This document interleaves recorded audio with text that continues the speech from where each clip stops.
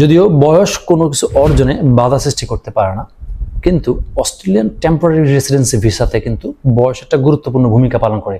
আপনারা যারা স্টুডেন্ট ভিসায় অস্ট্রেলিয়া আসতে যাচ্ছেন বা যারা অলরেডি স্টুডেন্ট ভিসায় আছেন, তাদের জন্য একটা ইম্পর্টেন্ট বিষয় হচ্ছে বয়স সীমা।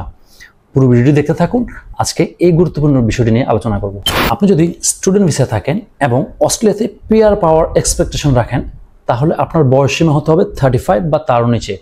35-এর উপর হলে যে প্রবলেমটা হয়, আজকে এই বিষয়টি নিয়ে আলোচনা করতে যাচ্ছি।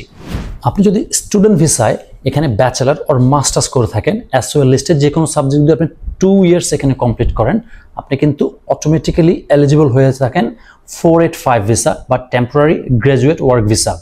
এই ভিসা কিন্তু আপনি অটোমেটিক্যালি এলিজিবল হন এই ভিসা পাওয়ার জন্য। 2 থেকে 3 বছর হয় ভিসার মেয়াদ আফটার দ্য কোর্স কমপ্লিশন। নাও প্রবলেমটা যেখানে হচ্ছে, আপনার বয়স যদি 35-এর ঊর্ধ্বে হয়, আপনি আর এই ভিসার জন্য এলিজিবল না।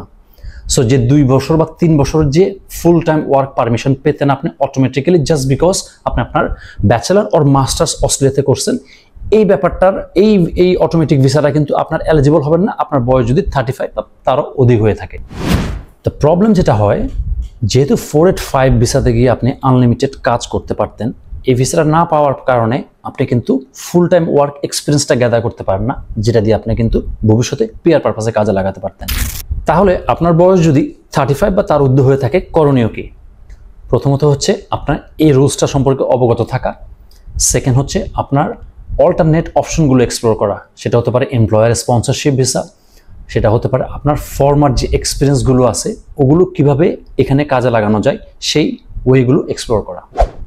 আজকে এই পর্যন্তই। আশা করি এই টপিকটা আপনার জন্য ইউজফুল ছিল। যদি ভালো লাগে লাইক শেয়ার করতে পারেন এবং সাবস্ক্রাইব করতে কিন্তু ভুলবেন না। দেখা হবে অন্য একটা কোনো ভিডিওতে।